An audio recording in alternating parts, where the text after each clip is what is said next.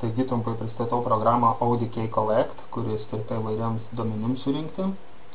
Ir šiuo atveju pažiūrėsim, kaip ją galima pritaikyti geodezijoje, surinkti šulinių duomenims. Taigi nuo darbastalio paleidžiam programėlę ODK Collect. Pirmiausiai suderinkime programos nuostatas, tai spauskite meniu mygtuką savo įrenginyje, paskui Change Settings. Ir norint parsisiųsti šias formas, jums reikės įvesti atitinkamus parametrus. Tai yra protokolas OpenROSA 1.0, serveris toks, kokį matote čia, naudotojo vardas ir slaptažodis yra vienodi, tai yra geo. Toliau rekomenduoju nustatyti teksto šrifto dydį į small arba extra small. Kitas nuostatas palikite nepakeitę. Grįžkime į pagrindinį programos meniu. Pirmiausia, spaudžiame mygtuką Get Blank Form. Programa jungiasi prie serverio, pateikiam prisijungimo duomenis, spaudžiame OK. Pateikiamas formų sąrašas. Šuliniai MB yra forma skirta mobiliems įrenginiams, šuliniai TB yra forma skirta planšetiniams kompiuteriams. Pažymėkime formą šuliniai MB ir spaudžiame mygtuką Get Selected.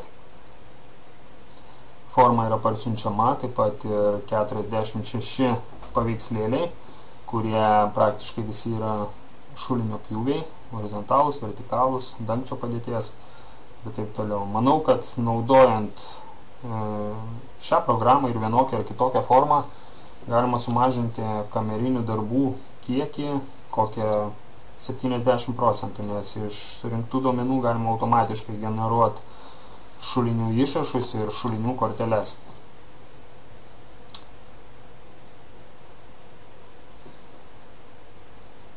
Taigi matom formos siuntimas į pabaigą, spaudžiam mygtuką OK. Renkamės mygtuką Fill Blank Form, tai yra užpildyti tuščią formą, parenkam šuliniai MB, forma įkeliama. Tarp formos puslapių vaikštame pirštu braukdami per ekraną į kairę arba į dešinę. Ir taip, pirmame puslapį matome, kad šį kartą duomenys rinksim kontroliniai nuotraukai. Numeravimas bus iš eilės nuo pirmo. Papildomai nefotografuosim, GPS taip pat nefiksuosime, tačiau rodysim pjūvius. Ir, sakykime, rinksime kitą vykdytoją, tegul jis bus Martynas. Pereiname į kitą puslapį.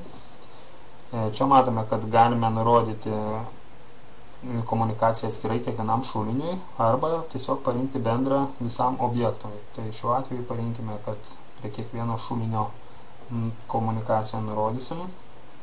Spaudžiam mygtuką Add Group, sukurti naujo šulinio įrašui. Parenkam komunikaciją, sakykime, KF pažymėtojų tinka.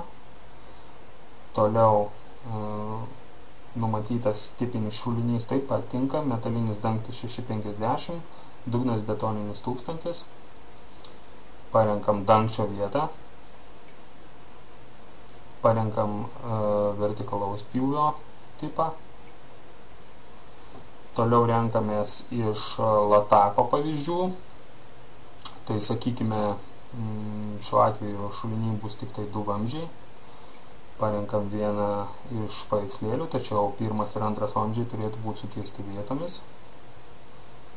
Toliau šį šulinį mes vamzdžius ir kitus elementus matuosime nuo dangčio, nuo metalinio dangčio. Toliau įvedam kakliuko duomenis, tai būtų 45 duomenis vedam centimetrais, kad nereikėtų rinkti papildomo taško, jeigu rinktume metrais. Taigi vieno simbolio rinkimo išvengiame. Konusas, sakykime, 1,06 ir dugnas 2,50.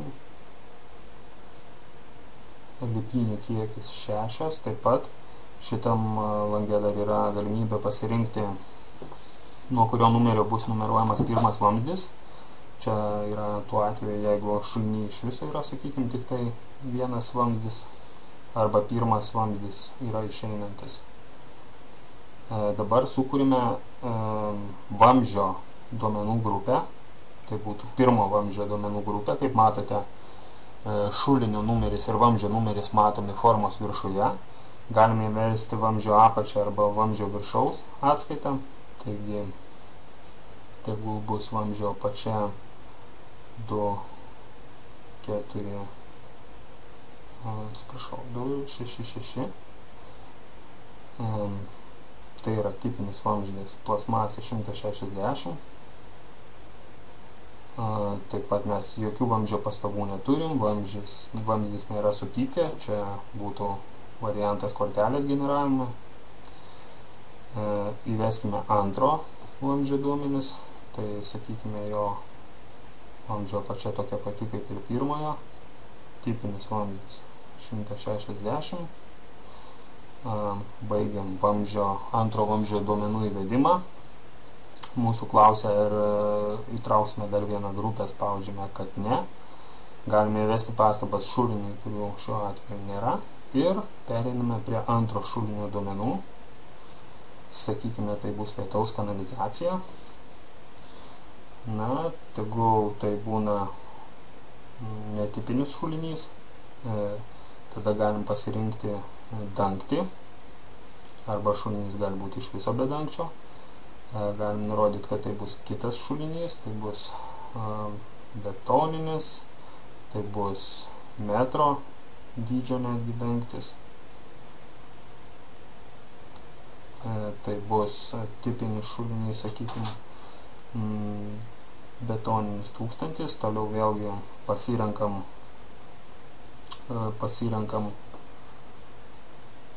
dangčio padėtį, tai sakykime, tokia, tegul tai bus su 2 kakliukais šulinys, tegul tai bus šulinys be latakų. Matuosime nuo rentinio, tai yra nukeliam tą metrinio diametro dangtį, kurio storis yra, sakykime, nestandartinis 7 cm. Šį storį atimsim iš dangčio altitudės ir paskui naudosime apskaičiuoti kitiems elementams.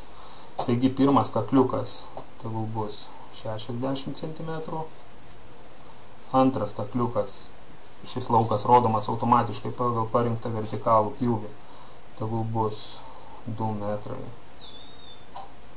na, galbūt šiek tiek perdėta, 1,40 m, ir dugnas tegul bus 3 metrai.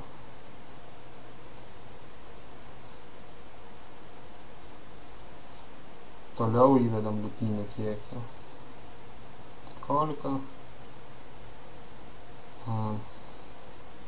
Vėlgi parenkam pirmą vamzdį. Vamzdžio apačia pirmo yra 250.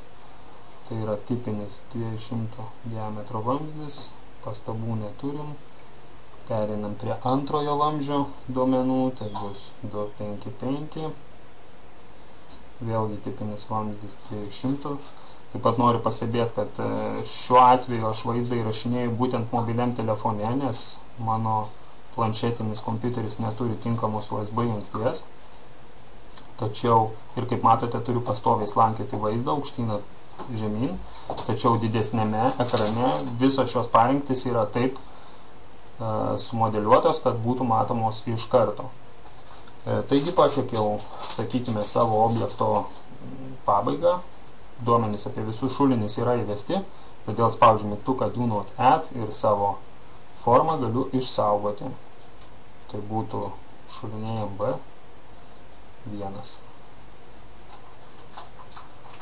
Spaudžiu mygtuką išsaugoti formą ir išeiti. Dabar aš šią formą galėčiau dar ir peržiūrėti. Paspaudęs mygtuką Edit Saved Form.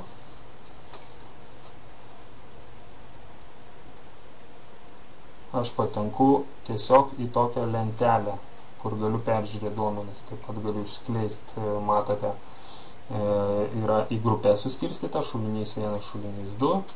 Štai galiu peržiūrėti antro šulinio duomenis, ką įvedžiau lauke, kokius parinkau pjūvius, kokius gylius, vamzdžius ir taip toliau ir panašiai. Baigęs formos redagavimą, aš galiu ją išsiųsti internetu į serverį, iš kurio galėsiu pasiimti formą aš pats arba mano kolegos office. Tai šiuo atveju spaudžiu mygtuką Send Finalized Form.